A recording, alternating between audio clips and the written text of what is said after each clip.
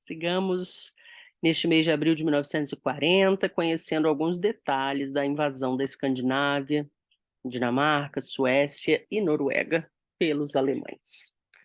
Berlim, 10 de abril de 1940, pelas palavras de William Shirer.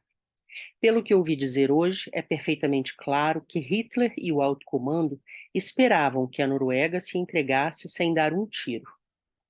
Agora que os noruegueses estão resistindo, está se evaporando aos poucos a absoluta confiança de ontem. Uma declaração evidentemente inspirada, dada à publicidade ainda hoje, advertia a população de que, abre aspas, ontem foi apenas o início de uma audaciosa operação. Assim deve-se ainda esperar por uma contramedida aliada, fecha aspas.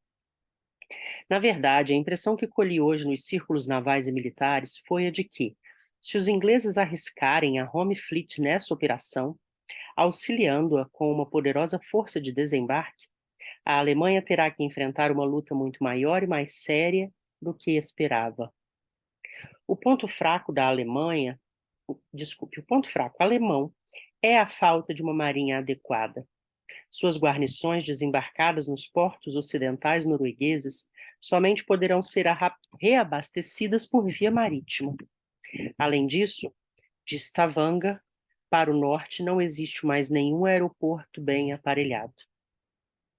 Em seguida, um breve relato sobre o combate naval travado hoje entre destroyers alemães e ingleses em Narvik. O alto comando faz menção a certo fato que nos deixa um pouco perplexos. Realmente, o comando anuncia que a 8 do corrente, véspera da ocupação alemã dos portos noruegueses, abre aspas, um destroyer britânico foi metido a pique no decorrer de outra operação, fecha aspas. Entre nós, correspondentes, alguns se mostraram inclinados a crer que, se pudéssemos descobrir que espécie de outra operação era essa, teríamos penetrado o mistério e conseguiríamos saber de que forma agiu a esquadra alemã para levar suas belonaves e tropas de desembarque a tantos portos noruegueses de forma tão rápida. Sem que a Home Fleet fizesse qualquer coisa para impedi-lo.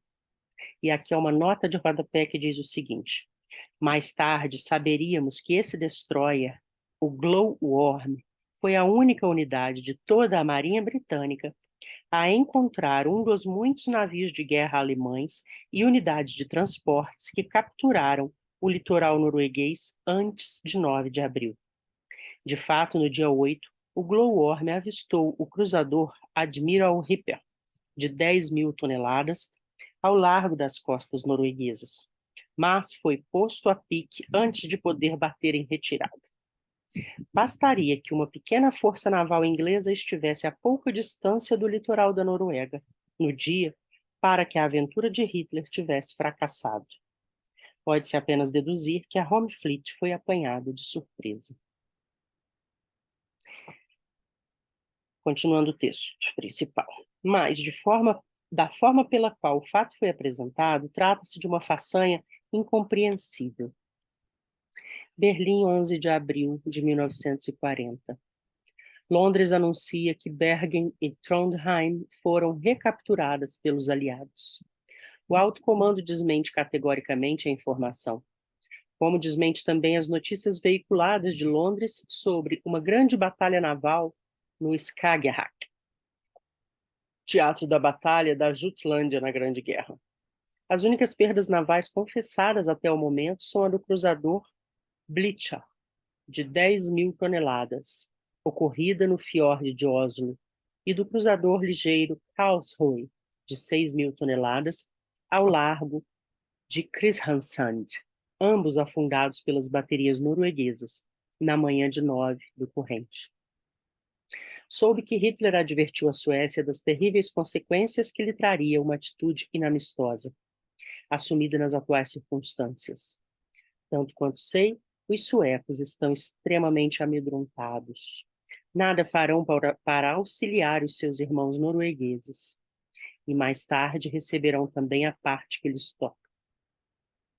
É estranho como essas pequenas nações preferem ser tragadas pelo Führer, uma de cada vez.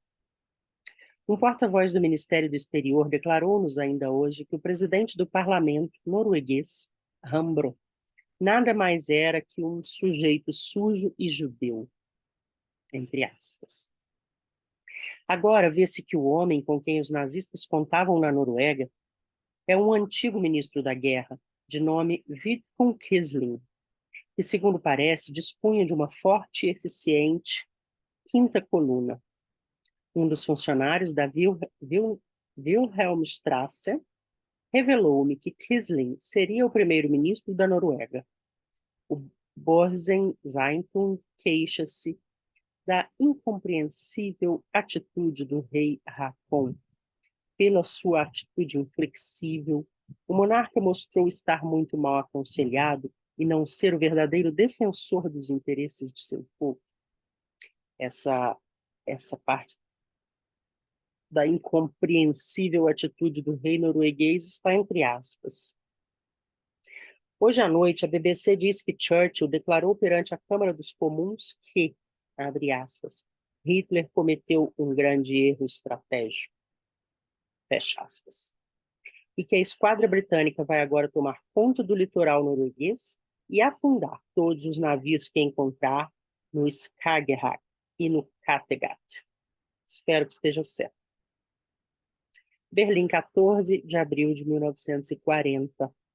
Até que, enfim, descobri como os alemães, sem possuírem uma esquadra adequada, ocuparam os principais portos noruegueses, situados ao longo de um litoral de mais de 1.600 quilômetros de extensão, mesmo às barbas da Hornfleet.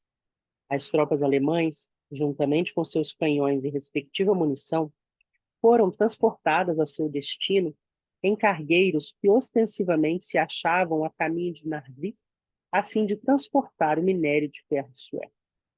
Esses cargueiros, como aliás vinham fazendo desde o início da guerra, navegavam dentro dos limites dos 5 quilômetros das águas territoriais norueguesas, escapando assim de serem descobertos pelas belonaves inglesas. E quanta ironia! Foram mesmo escoltados até os objetivos visados pelos próprios navios de guerra noruegueses, que tinham instruções de protegê-los contra os ingleses. Isso, entretanto, não explica por que motivo os ingleses deixaram uma grande parte da esquadra alemã, 7 destroyers, um cruzador pesado e um couraçado, subir toda a costa norueguesa sem ser pressentida. Os círculos navais alemães admitem que os seus 7 destroyers foram destruídos por uma força naval britânica numericamente superior durante o combate travado ontem em águas de Narvik, afirmando que, entretanto, continuam de posse da cidade. Todavia, os jornais de amanhã dirão: repelido o ataque inglês contra Narvik. Quando mostrei hoje à noite uma das edições dos matutinos que vão aparecer amanhã a um capitão da Marinha, ele não pôde deixar de sentir-se envergonhado, praguejando depois contra Goebbels.